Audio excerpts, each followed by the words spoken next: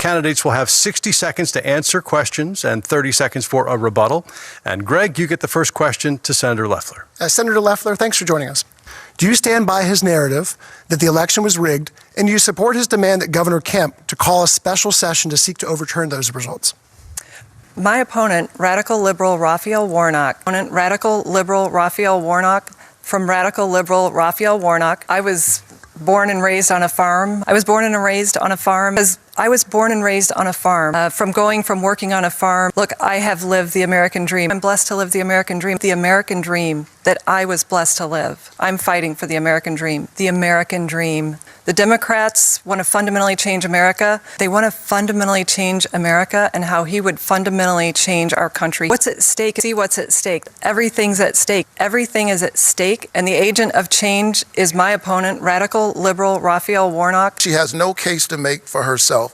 I think that's sad, but that's no reason for her to keep a Senate seat. You have a rebuttal.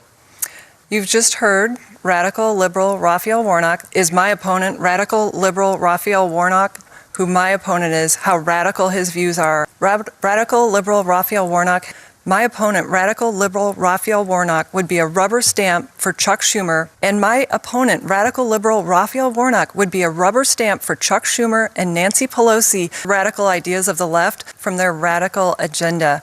And radical liberal Raphael Warnock is their agent of change. Try to radically change our country, and their agent of change is radical liberal Raphael Warnock.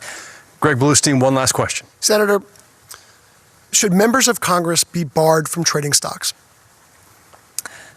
Look, what's at stake here in this election is the American dream. But my opponent, radical liberal Raphael Warnock, radical agenda from radical liberal Raphael Warnock, that radical liberal Raphael Warnock, look, you've just heard radical liberal Raphael Warnock, but Chuck Schumer said it best. Now we take Georgia, then we change America.